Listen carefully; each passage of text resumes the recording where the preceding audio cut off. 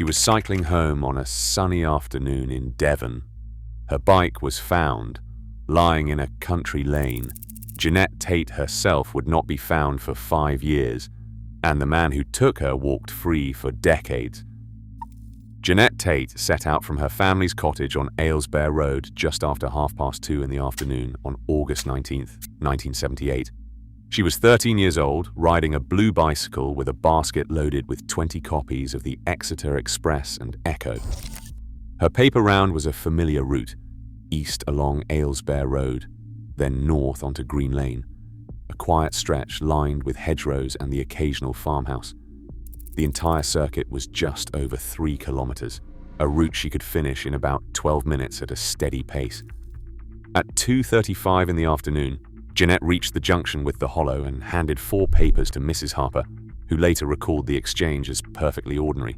10 minutes later, Genette paused at the bend near Pennywell, a spot where she often stopped to drink from the old stone trough.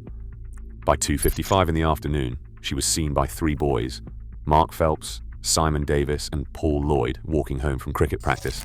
They watched as Genette, still smiling, turned her bike onto Barley Lane, a narrow track just 250 meters long that cut between fields and hedges toward a small farmyard. The boys' statements would remain consistent for decades, each recalling the time as just before 3 o'clock in the afternoon.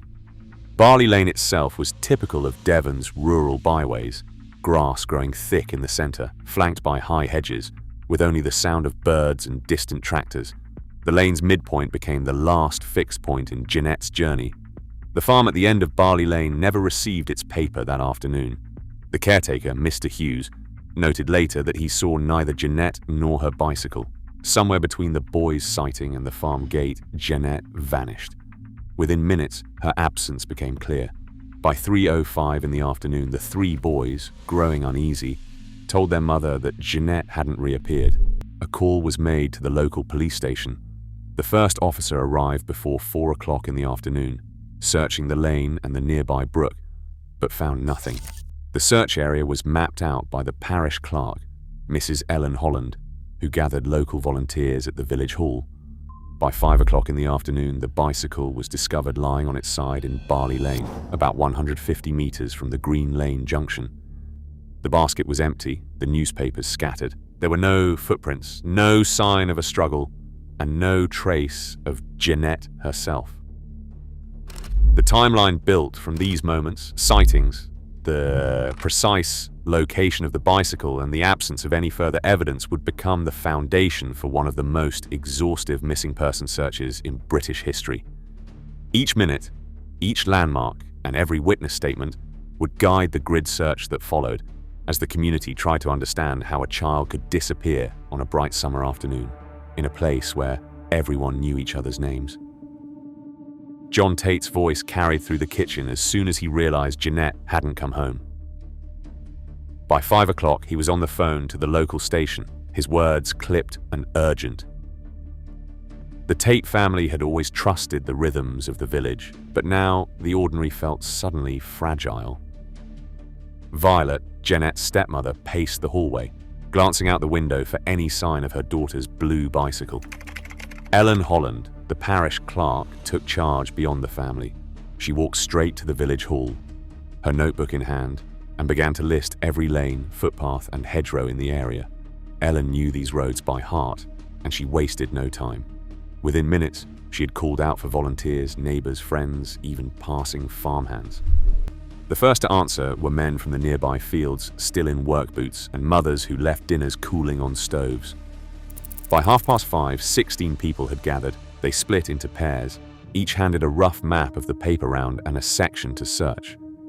There was no waiting for official orders. The search began with what people had: torches, walking sticks, and the certainty that everyone knew everyone else's children. John Tate joined one of the first patrols, his face set, refusing to accept the possibility that Genette could simply vanish. The volunteers swept Barley Lane and the adjoining fields, calling her name and checking ditches, gates, and outbuildings. The parish council minutes from that evening recorded the names of each volunteer, the sectors they covered, and the time they returned. Ellen Holland's handwriting captured the growing sense of urgency as the hours passed and darkness crept in. The police, now working with the villagers, coordinated the effort from the parish hall. Officers logged every sighting, every scrap of information, and every path already searched. The village notice board became a command post, its chalked messages updating routes and reporting back on empty fields. As dusk settled, the boundaries between official searchers and local volunteers blurred. No one questioned who was in charge. Everyone moved with the same purpose. For the first time, the community faced the reality that something had happened in their midst that could not be explained away. The scale of the response grew with each hour, but in those first moments, it was a handful of neighbors led by a determined parish clerk and a desperate father who refused to let the night swallow Genette's name. Devon and Cornwall Police responded to Genette Tate's disappearance with a mobilization that dwarfed anything the county had seen before. Within hours, the search had outgrown the boundaries of Aylesbury Parish. Senior officers called in 70 uniformed police, supported by 50 detectives from Exeter and surrounding districts.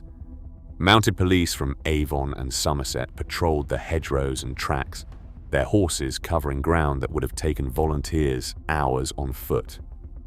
The force also deployed K9 units, with trained dogs scouring the fields and woodlands for any sign of Genette or her belongings. The scale of the operation quickly became apparent. Police press releases from late August 1978 reported that more than 7,000 civilians joined the search over the first week. Locals were joined by Girl Guides, Sea Scouts, and even off-duty firemen. Farmers lent their tractors and hay wagons to ferry searchers across muddy fields. The area under scrutiny expanded rapidly. By the end of the first weekend, the search radius had reached 15 miles, stretching from the Exe estuary in the west to the edge of the East Devon Commons. Every pond, well, and gravel pit within reach was dredged or drained. Divers from the regional constabulary checked the deeper waters while police helicopters circled above, scanning for any sign of disturbed earth or discarded clothing. The logistical effort was enormous. Officers set up a command post at the parish hall, where maps were pinned to every available wall. Volunteers queued to sign in, each assigned a sector and a partner, their names logged in thick ledgers by police clerks. Searchers were briefed on what to look for: scraps of fabric, bicycle parts, even footprints in the soft summer soil. Local businesses donated torches, batteries, and food. The search continued long after dark, with teams returning at midnight to log their findings and rest before starting again at dawn. At the heart of the operation was a relentless push for information. Police conducted over 20,000 interviews in the first month alone, door-to-door canvassing that covered every house, farm, and outbuilding in the area.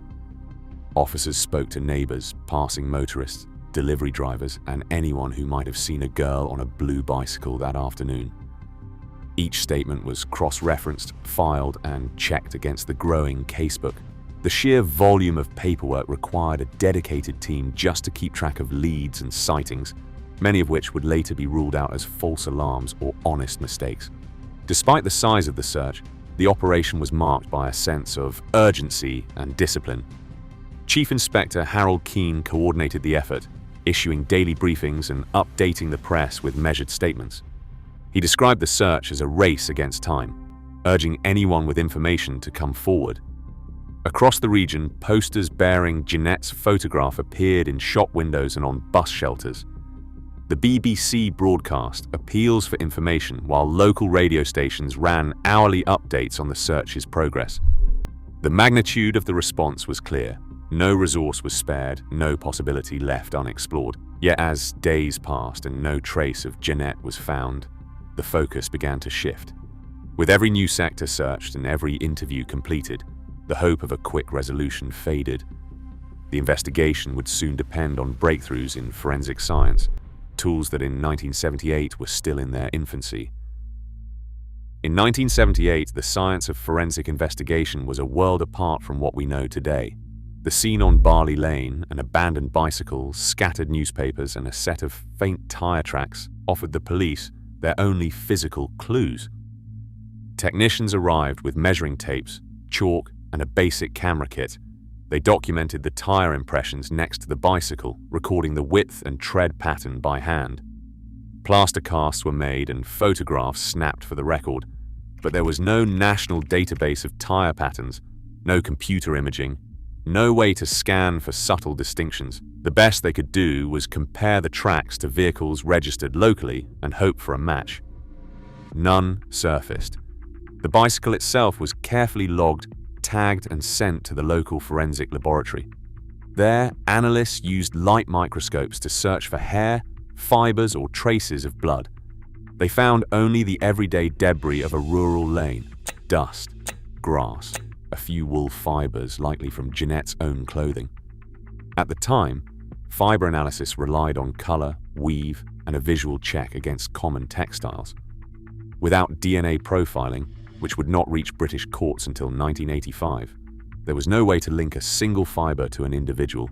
Blood group testing was possible, but no blood was ever found on the scene or the bike.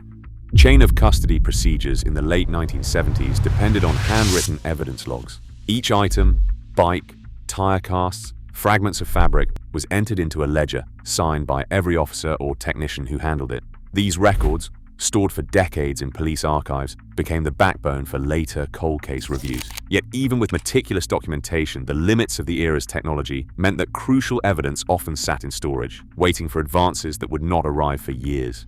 With no fingerprints, no body, and no biological trace left behind, the investigation stalled. The tire track evidence, though carefully preserved, proved inconclusive. The width and pattern could have matched any number of commercial vehicles common to Devon's roads: vans, farm trucks, or delivery lorries. No unique match was ever found. The absence of DNA testing left the forensic team with little to pursue beyond the circumstantial. As months turned to years, the case file grew thicker, but the evidence remained frustratingly silent. Detectives began to rely more heavily on behavioral profiling, drawing on emerging ideas from criminal psychology. The search for a physical link gave way to questions about motive, opportunity, and the habits of potential suspects. The forensic team's work, though thorough by the standards of the time, could not break the deadlock. Every item collected, every photograph and report, was boxed and stored, preserved in the hope that one day, new science might offer answers the original investigation could not. The story of Genette Tate's case is not just about what was found, but what could not be found. It is a record of the boundaries of forensic possibility in 1978, and a reminder of how those boundaries shaped the search for truth. The evidence, sealed away in archive rooms, would wait for the day when technology might finally catch up with the questions left behind. In 2005, nearly 3 decades after Genette Tate disappeared, her case returned to the attention of the Crown Prosecution Service. Investigators believed they had finally found a link strong enough to pursue charges against Robert Black, a Scottish paedophile and serial killer already serving life sentences for the abduction and murder of several young girls. Black's known pattern, targeting girls alone on rural rounds, using a van, and striking in daylight, mirrored the circumstances in Aylesbury in 1978. The police file included statements from criminal psychologists, maps of Black's routes, and forensic notes on tire tracks found near Genette's abandoned bicycle. But the heart of the prosecution's argument rested on a legal concept known as similar fact evidence. With no DNA or eyewitness, prosecutors sought to show that Black's prior offenses formed a pattern so specific, so rare, that it could not be coincidence. The case file detailed the ages of his victims, the method of abduction, and the use of a van, each element echoing the Tate investigation. Senior detectives from Devon and Cornwall Police, forensic specialists, and psychologists prepared to testify. The defense, in turn, pointed to the absence of physical evidence. Tire tracks, they argued, were not unique. No one had seen Black in Aylesbury on the day Genette vanished. The legal debate grew sharper as both sides weighed the risks of relying on previous convictions to secure a new one. After months of review, the Crown Prosecution Service declined to proceed to trial. The evidence, they concluded, could not meet the standard required for a conviction. There would be no jury, no verdict, no closure in the courtroom. For Genette's family, the decision meant another chapter of waiting. The file remained open, a record of what could and could not be proven after 27 years. The story of Genette Tate now stood as a test of the limits of law and evidence, and an enduring question of whether justice can ever be complete without certainty. The disappearance of Genette Tate did more than haunt a community. It changed how the United Kingdom responds when a child goes missing. In the years after 1978, policymakers and campaigners repeatedly pointed to the gaps exposed by her case. Parliamentary records show that debates in the late 1990s and early 2000s cited Aylesbury as proof that existing child protection laws were not enough. The Children Act amendments of 1998, later reinforced in 2004, imposed a legal duty on local authorities and police to treat missing child cases with urgency. These changes required every report to be logged, shared, and acted on within the first hour, a direct response to the delays and confusion that hampered early searches for Genette. The Home Office brought in a new code of practice for missing children in 2004, standardizing procedures across the country. Police forces now had to coordinate with schools, social services, and the media, making use of rapid alerts and clear protocols. The National Missing Persons Bureau, created in the wake of several unsolved cases, became the central hub for information. Funding for forensic laboratories also increased after 2005, with the government citing cold cases like Genette's as a reason to expand DNA testing capacity. These reforms meant that, by the late 2000s, the first days of a disappearance looked very different from those in 1978. Robert Black died in prison in 2016, never convicted for Genette's murder. Yet the case left a permanent mark on British policing. Policy experts and child protection advocates still reference the Tate investigation when calling for further improvements. For all the advances, the core question remains: would today's technology and procedures have changed the outcome for a girl on a bicycle in rural Devon? If this story moved you, subscribe. Next week we go deep into another cold case that took decades to crack. Today, missing child investigations move faster. DNA, CCTV, and digital forensics close gaps that haunted cases like Genette Tate's. Would modern methods have changed her story? For the families still waiting, the question remains urgent, and justice remains unfinished. If this story moved you, subscribe. Next week we go deep into another cold case that took decades to crack.